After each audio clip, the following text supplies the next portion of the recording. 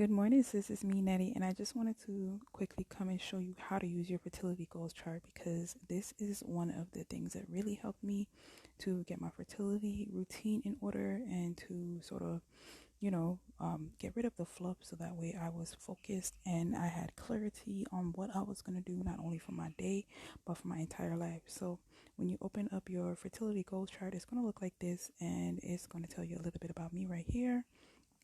And then if you keep scrolling, you're going to get to the actual fertility goals chart. So this is the part that you are going to be using.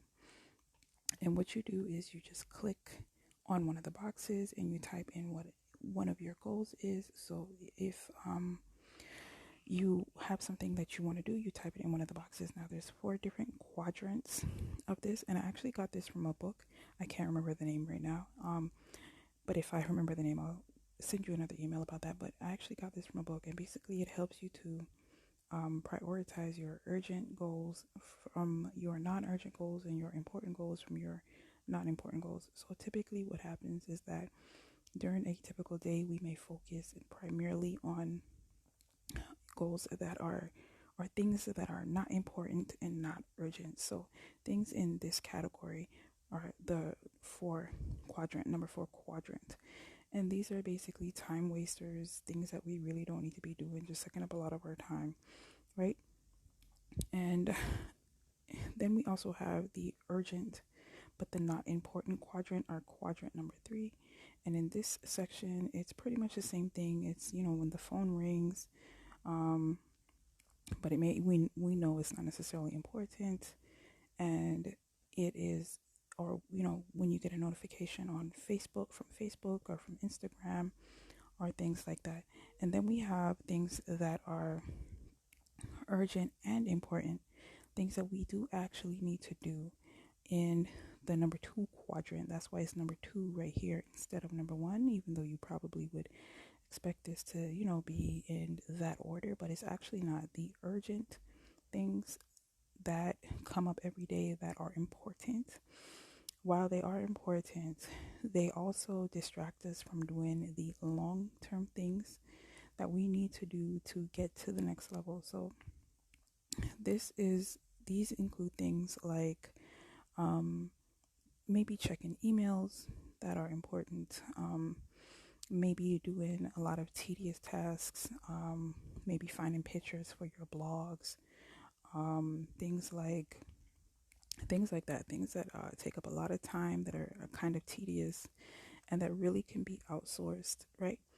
So these are things that you should put here that you do every day or that come up, right?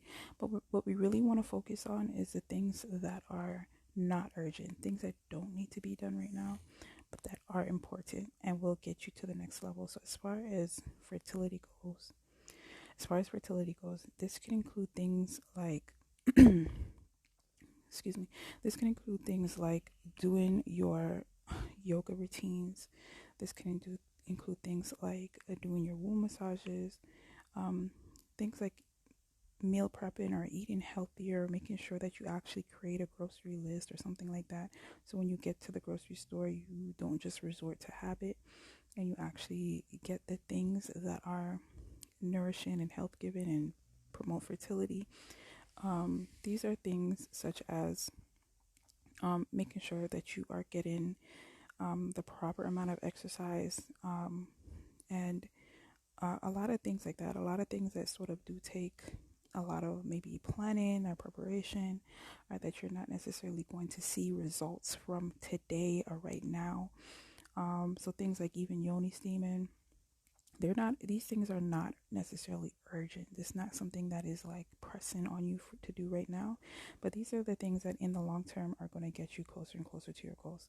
So this is the chart that I used to help me to sort a lot of things out when I pretty much was increasing my fertility naturally, and before I shrunk my fibroid and before I had my son in one cycle. I used this chart that I read in a book, and again, I can't remember the name, but if I find out, I will definitely send you some more information about that you can use, but this is one of the main things that I got from the book, and it really does come in helpful and handy because it's not just a simple to-do list. It actually prioritizes and sorts your goals based on importance, urgency, and unimportance and non-urgency. And so this is just somewhere where you can take any notes that you want, and I'll just show you an example here. If you want to see how it looks when you actually do it. So one of the things I was doing was taking 10,000 steps a day. So I will just show you what it looks like. So it's going to show you in the center, but once you release it, it's going to go back to the top. So you can see how you can easily fill this up and it will align easily for you.